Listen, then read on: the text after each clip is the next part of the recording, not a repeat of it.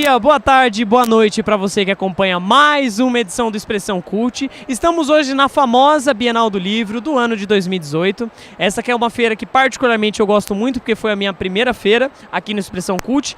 Você que acompanha a gente há bastante tempo viu a nossa primeira edição aqui do Expressão Cult na Bienal do Livro, já há uns 2 anos atrás, já há muito tempo atrás. E estamos aqui novamente fazendo a cobertura do evento pelo Expressão Cult, com toda a equipe da WTV Brasil, mostrando as novidades do mundo da literatura aqui para você, nosso telespectador. E eu queria pedir muito encarecidamente que você que nos assiste há muito tempo, você que está vindo pela primeira vez, que acompanhe as redes sociais que ficam passando aqui embaixo no decorrer de todo o programa. Então curte lá na página do Facebook, compartilha, vai no Twitter, vai no Instagram, tem muita coisa bacana e interessante para vocês, não só do Expressão Cult, mas de toda a WTV Brasil. Dê uma conhecida e a gente vai mostrando aqui o que rolou na Bienal para vocês.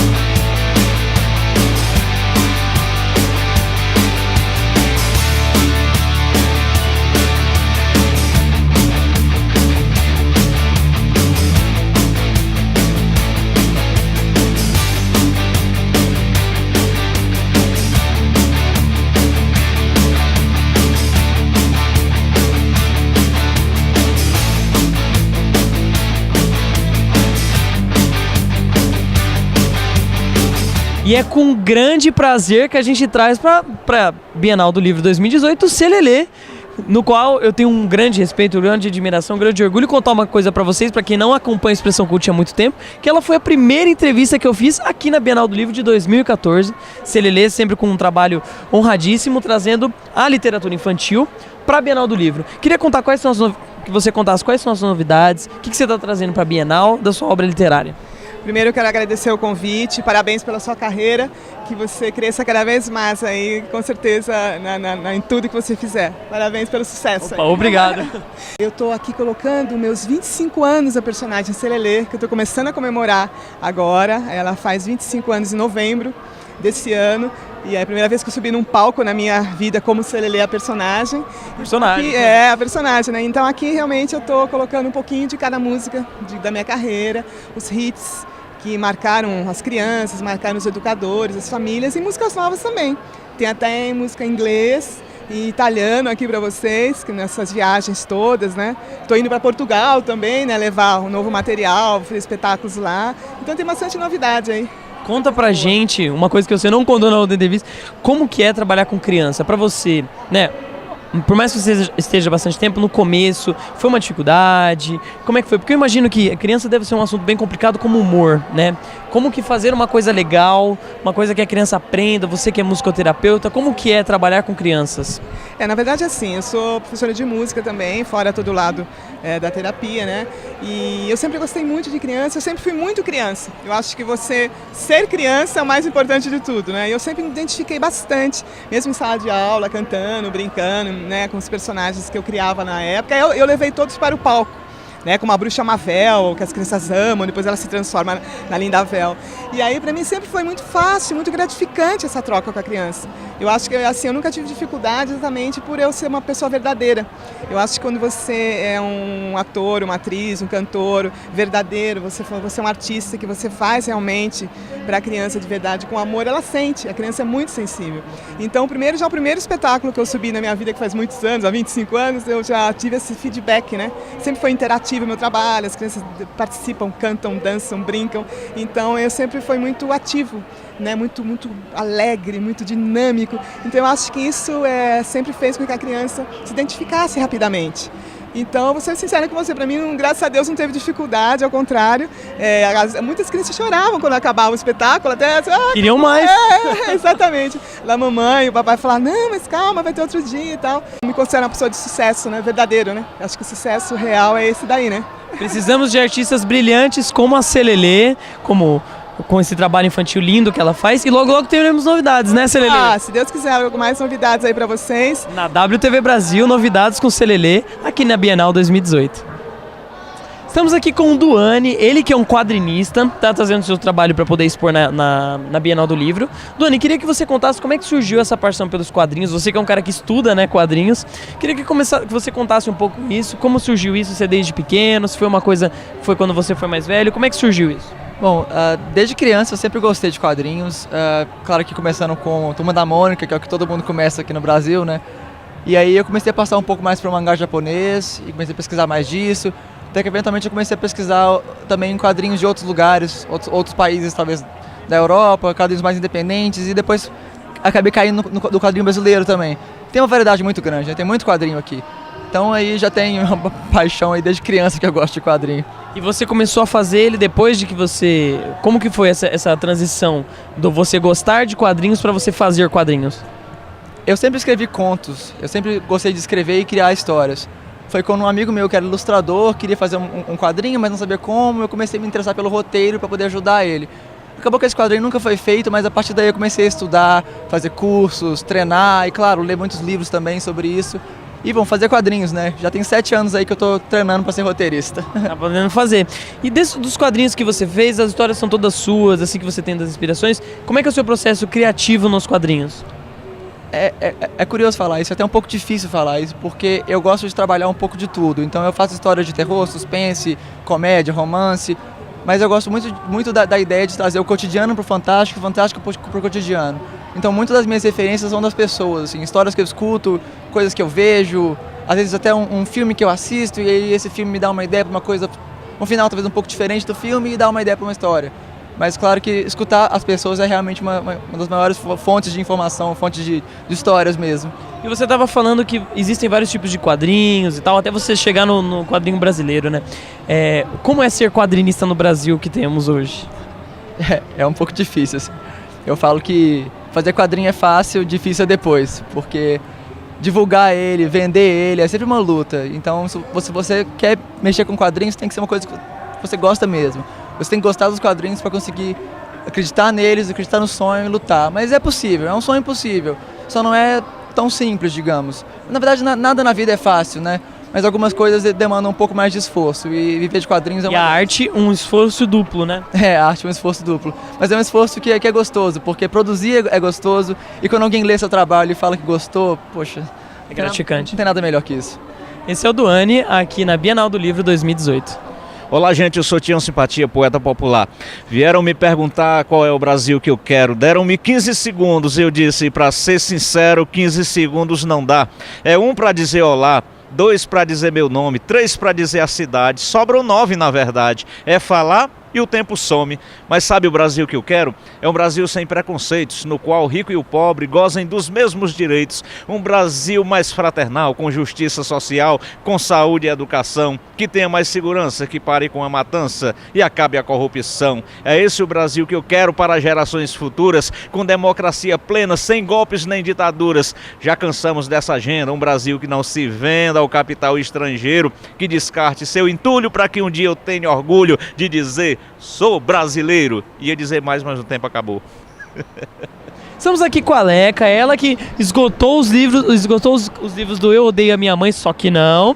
E tá com essa outra obra que eu achei muito interessante, sobre um tema importante. Você que é jornalista de formação, fez uma pesquisa muito bacana sobre ansiedade e colocou nesse livro. Queria que você contasse um pouco dessa sua pesquisa, como surgiu a ideia. As pessoas não tinham voz.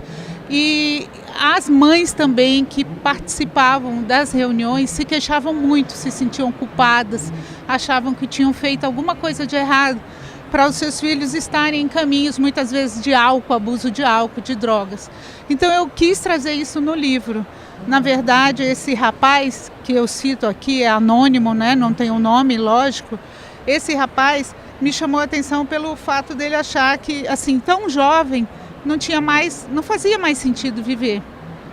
E também a mãe, não é específica a mãe desse rapaz, mas aqui nesse livro a gente tem as queixas de várias mães unidas em uma só. E o livro fala justamente isso, dar voz a quem não tem e também mostrar que a família é essencial. Nesse livro a mãe agiu e conseguiu ajudar. Então mostrar que muitas vezes a gente precisa se informar, a gente precisa correr atrás, a gente precisa de alguma forma tentar ajudar. e fazer. A gente não pode julgar, porque realmente é uma... problema sério. Assim como você, outros autores também estão falando do tema ansiedade, depressão, problemas psicológicos. Você acha que através da literatura, uma forma das... Porque geralmente a gente sempre vê, né, as pessoas falando, não, isso daí é frescura, isso daí é uma coisa que não é de importância. Você acha que através da literatura que a gente vai trazer essas discussões para um palco de discussão mesmo, séria e científica e médica do assunto? Sim, eu penso que sim. A literatura ela tem um papel fundamental e não é só de entretenimento. Baseado em fatos reais, trazer algo que fizesse o leitor pensar, né, a respeito desse mal que é a ansiedade, esse transtorno, e que muitas vezes está no nosso vizinho ao lado e a gente não percebe. E às vezes é um tema que tem que ser tratado, tem que ter um acompanhamento e as pessoas acabam não fazendo isso, né? Deixa eu te perguntar, você se inspirou numa pessoa só para poder fazer o livro todo? Ou foram de todas as várias experiências que você reuniu? Como é que foi essa produção, assim, da escolha? Porque eu imagino que muita gente ao seu redor mesmo, como você estava falando, tem ansiedade, tem algum desvio, assim, algum problema psicológico. Como é que foi essa produção? Foi de uma pessoa só ou foi demais? São várias pessoas unidas em uma só. O rapaz basicamente é o mesmo, é um único rapaz, com uma outra situação que eu aliei a outros depoimentos que eu vi. E no caso da mãe, são várias mães, né, unidas em uma só. Então, assim, eu poderia dizer que são vários depoimentos que me levaram a este resultado final. É isso aí, Bienal do Livro também falando de assunto sério aqui na WTV Brasil.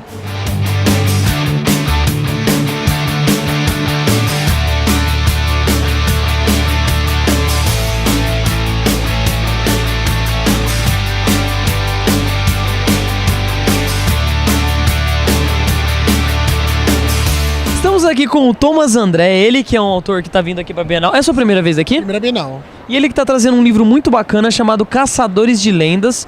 Tá com vários livros aqui, né? Tá com o stand montado. Queria te perguntar um pouco sobre o seu livro. Da onde surgiu esse interesse pela escrita? Sempre esteve com você? Como é que surgiu tudo isso para você? Então, comecei a escrever mesmo aos 16 anos. E com isso eu fui aprimorando. E uma das minhas inspirações é a Netflix. Eu sou formado em Netflix. Então, como eu não tinha uma editora ou uma emissora, eu não era filho do Silvio Santos e eu não tinha dinheiro, eu coloquei tudo no papel.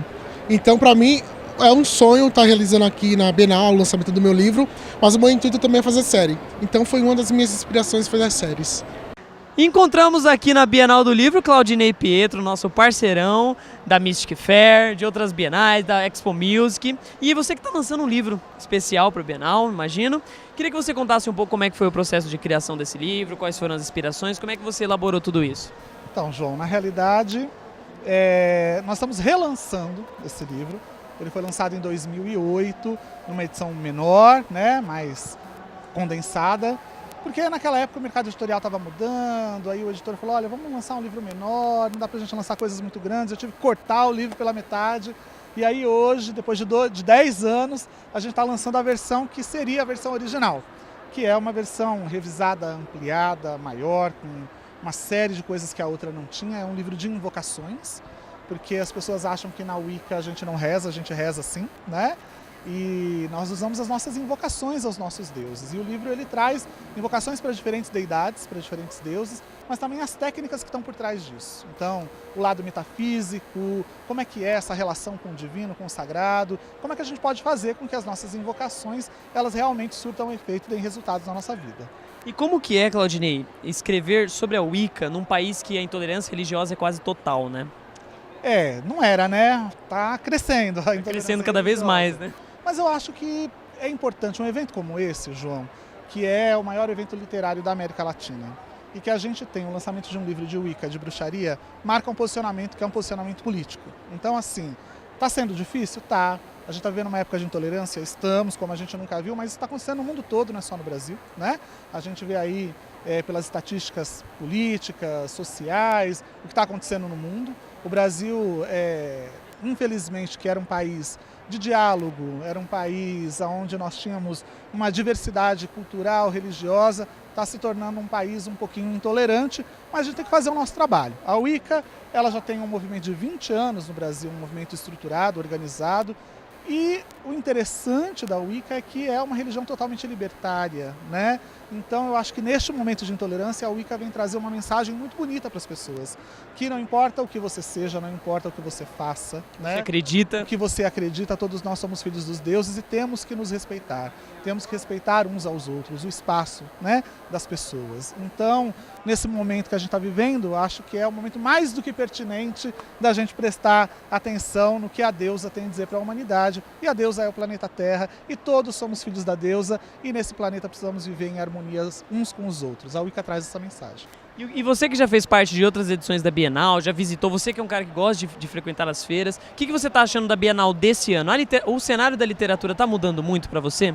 Mudou muito, né, gente? Eu tenho aí 24 anos de presença na Wicca, 20 anos de carreira literária. O meu primeiro livro saiu em 1999, então tem quase 20 anos. A gente percebe que o cenário mudou muito. Antigamente nós tínhamos uma Bienal muito maior, uma Bienal muito mais diversa, e ao longo dos anos essa Bienal ela foi sendo enxugada, né? E resistiram as editoras e as pessoas que têm algo a dizer. O cenário está mudando? Está mudando. Hoje a gente tem e-book, enfim, tem internet, a gente fica competindo o tempo todo com o Google. É fácil de você achar as informações, antigamente não era desse jeito. PDF, né? Exato, antigamente você tinha que comprar o livro, tinha que ir na livraria, tinha que ir numa biblioteca. Hoje não, você vai lá no Google, coloca uma palavra-chave e vem páginas e páginas. Então assim, nesse momento é difícil da gente sobreviver como autor e como editor. E o que acontece na Bienal, que a gente vem vendo ao longo desses anos todos, é um reflexo dessa digitalização. Mas eu acho que tudo tem um lado positivo, porque na realidade a gente está aprendendo a lidar com essa nova realidade, com esse novo momento e descobrindo novas estratégias para sobreviver. Acho que todos os autores e todos os editores que estão aqui estão nesse processo de tentar descobrir estratégias. Pensa, há anos atrás seria inviável a gente ter uma empresa como a Microsoft na Bienal do Livro, porque não é uma empresa literária, né? Mas hoje, com o crescimento da era digital, dos e-books, dos livros digitais, ela está aqui e está mostrando como é que ela pode vir somar e contribuir. Então estamos tentando buscar alternativas para sobreviver. O livro vai sobreviver. Sempre, né? Como já sobreviveu há muito tempo. Exatamente, desde a época da Biblioteca de Alexandria. Queimaram tudo, mas a gente sobreviveu. Esse é o Claudinei Pietro aqui na Bienal 2018. Tá gostando do especial Bienal 2018? Então não deixe de entrar na nossa página do Facebook, curtir, entrar no nosso Instagram, seguir a gente e dar uma olhada nos programas que tem na WTV Brasil. Tenho certeza que tem um programa que você vai gostar muito e você vai acompanhar. Então não deixe de acompanhar os links que estão passando aqui embaixo no decorrer de todo o programa. Estamos aqui com a Jéssica e com a Ariane, que estão aqui fazendo as entrevistas, estavam na correria, né, de fazer as assinaturas. Elas que começaram no YouTube, né? E eu queria fazer uma pergunta para vocês bem específica, assim. Como é que vocês tiveram a ideia da criação do canal, de escolher um tema que não é fácil, né? Tem tanta coisa para falar por aí. Como é que surgiu isso para vocês? O que vamos falar? Então, na verdade, o Indiretas do Bem, ele começou no Facebook como uma brincadeira, meio que para apaziguar os ânimos, assim, das pessoas que estavam brigando na internet. E ele viralizou muito e a gente começou a expandir para outras redes. Mas a ideia sempre foi a ideia inicial, que é, tipo, levar o bem, falar sobre coisas boas e positivas para a vida das pessoas. Indiretinhas do bem. É muito fácil ou muito difícil dar uma indireta pro bem? É fácil, né? Mas é tão fácil que as pessoas esquecem. Porque é muito mais fácil reclamar. De modo geral, é muito mais fácil. Porque quando reclamar vem daquilo que está incomodando. Quando a gente está incomodado, a gente bota para fora com muito mais facilidade.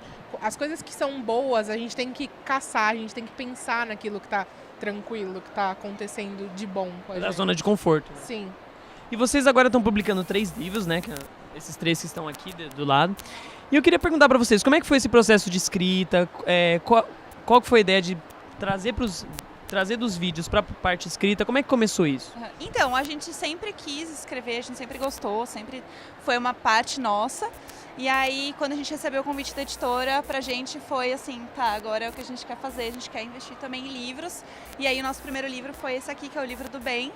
E aí, ele é um livro interativo, a gente quis trazer um pouco dessa identidade que a gente tinha na internet, que é dessa interatividade, que é dessa troca com as pessoas. Então, os livros têm sempre essa mesma pegada que a gente tem na internet também. Ariane, o que foi mais difícil ou mais fácil? A parte dos vídeos ou a parte escrita? Eu sempre acho que escrever é mais fácil. Escrever, desenhar é o meu lado, assim, é a minha área. A gente faz vídeos, a gente faz com menos frequência, inclusive. E a gente está sempre conversando com as pessoas na internet, perguntando o que elas gostam. Então, para nós, transpor essa coisa do que as pessoas curtem, do que a gente faz na internet, para os livros é uma delícia, é a parte, não que seja fácil, mas é a parte mais gostosa, mais prazerosa do nosso trabalho. Então, fazer os livros é muito bom. O primeiro a gente lançou em 2014, então tem 4 anos que a gente está transportando isso o tempo inteiro e só tem resultado positivo, assim, é muito bom. E o retorno é muito legal, né? É muito legal. O primeiro livro já foi publicado em Taiwan, já foi publicado no México, em Portugal. Quando a gente fez, a gente nem sabia que ia ser bem recebido.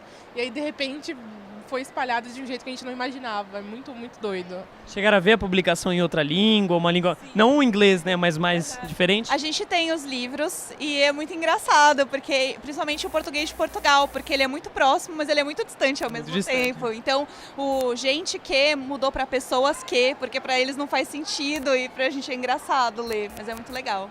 Essa é a Jéssica e a Ariane dando indiretinhas do bem aqui na Bienal 2018. Estamos aqui com o Rafael Cortez, ele que está lançando um livro aqui na Bienal. Olha aí. Memórias de Zarabatanas. Exatamente. Queria que você contasse pra gente como é que surgiu esse processo de criar um livro, se foi um desafio pra você, você que trabalhou muito tempo com humor, agora tá trabalhando com música. Queria que você contasse como é que foi a produção do livro, as inspirações e tudo isso. Cara, foi demais, assim, foi uma coisa natural, veio antes mesmo da comédia. Eu tenho uma série de projetos que eu fazia antes de ser conhecido do CQC e depois ter entrado no stand-up, ter canal no YouTube, ter ido pra Globo, sei lá o quê. E essas coisas eram muito marginais e era uma injustiça, assim, porque eu vim de escrita, eu sou jornalista formado, eu vim de música, eu estudei violão clássico e eu não tinha nunca botado um holofote sobre esses projetos. E eu só existi como comediante, como ser de televisão, graças a ser, antes de tudo, músico e jornalista. Então, de tempos em tempos, eu solto alguma coisa que eu fazia antes e que ninguém sabia, como uma dívida pessoal que eu tenho, assim, mim para comigo mesmo, assim. E o Memórias Zarabatanas é a reunião dos meus textos escritos entre 2003 e 2018. Então, pô, em 2003 eu era um jovem universitário que nem imaginava que um dia ia ter CQC, ia ter stand-up na minha vida. E os textos mais recentes mostram uma evolução dessa escrita e basicamente tudo gira em torno de uma única história, que é o desafio de um cara comum, classe média baixa, quase simples, tentando ser artista nesse país. É o livro que conta a história de um cara que é artista. Então acaba sendo um livro de superação, um livro que mesmo quem não é artista pode gostar, porque é um livro quase de autoajuda, assim, sabe? Ele tem uma história de superação pessoal, é isso que eu conto. E aqui eu vi que você tem crônicas e poemas, né? Sim. Como que foi pra você escrever poemas? Se você já tinha esse hábito desde pequeno de escrever, como é que foi a parte da criação dos poemas? Eu adoro poema, mas eu gosto de poema de ritmo e métrica. Eu gosto de poema com rima. Poema pra mim é música. Então tem uma série de coisas na minha carreira que acontecem com música. A música pra mim tá ligada a tudo, assim. Por exemplo, se eu tenho que decorar um texto, eu fiz um filme ano passado. A minha maneira de decorar texto é música. Eu pego o texto e eu imagino onde é o refrão, o que é o desenvolvimento para parte A, parte B, em que momento volto para o refrão, qual é a ideia geral de música disso na minha cabeça. Mesma coisa funciona com poesia. Quando eu escrevo poesia, a poesia para mim tem que ser musicada. Se você lê a minha poesia, você percebe que ela tem uma característica. Ela sempre tem um ritmo musical. Tem poesias minhas que são valsas, tem poesias minhas que são raps, tem poesia minha que é uma forma sincopada de baião. Eu gosto de poema que tem essa coisa violenta de rima, com uma coisa bem clara, bem definida. Eu não sou da poesia concreta, da poesia maluca, assim. Respeito, eu não sei fazer. A minha é essa aí. E se, para essas novas pessoas, como você falou, que hoje em dia é muito difícil ser artista no Brasil, né? De todas as formas, seja no humor, seja na escrita, qual seria um conselho que você daria para quem está querendo entrar no mundo do estrelato, talvez querendo ter a sua arte reconhecida, qual seria um conselho que você daria? O primeiro conselho é não entre na carreira vislumbrando o mundo do estrelato. Eu sou muito contrário dessas pessoas que querem a fama como finalidade. Fama é consequência. Se você quer ser artista para ser famoso, você não é artista. Você é famoso e pode ser um ascendente social, pode ser uma subcelebridade, um alpinista social, né? Enfim. Agora, se você quer ser artista, não tem outra maneira, é produzir, tem que produzir, produzir, produzir. Consequentemente, um dia essa fama virá. Eu faço coisas desde os meus 17 anos. Eu fui entrar no CQC com 31. Estou lançando meu primeiro livro de prosa e poesia com 41. Entende? E em algum momento, ano que vem ou esse ano, eu vou lançar meu primeiro trabalho de MPB. As coisas demoram mesmo, porque a minha finalidade nunca foi ser famoso. A minha finalidade é ter uma obra. Em algum momento essa obra ser tão boa que ela possa ser absorvida. Uma editora um dia fale como a Selman fez comigo. Vou lançar esse cara. Então, se você quer ser artista, pense primeiro em ter uma obra, em ter algo a dizer, em ser motivado pela tua obra e não ser seduzido pela fama. A fama é ridícula e a fama passa para todo mundo, depois ela volta, depois ela passa, enfim. Pode dar uma palhinha, não uma palhinha assim, né, musical, mas uma fofoca de como vai ser esse trabalho musical que você estava fazendo, tá elaborando? Tá muito legal. Quem me segue no Instagram, quem me segue em rede social tá sabendo um pouco mais. O @RafaelCortez do Instagram é onde eu vou soltando umas pílulas, vou soltando uns teaserzinhos, assim. Basicamente é MPB mesmo, são as minhas composições. Tenho um CD que eu vou lançar com 2 canções cantadas junto com a Sabrina Parlatore, que fez o Popstar comigo, que canta muito bem. Até me arrependi um pouco de ter botado Sabrina, porque ela canta tão bem que você já compara imediatamente. Fala, essa sim é cantora, o Cortez não.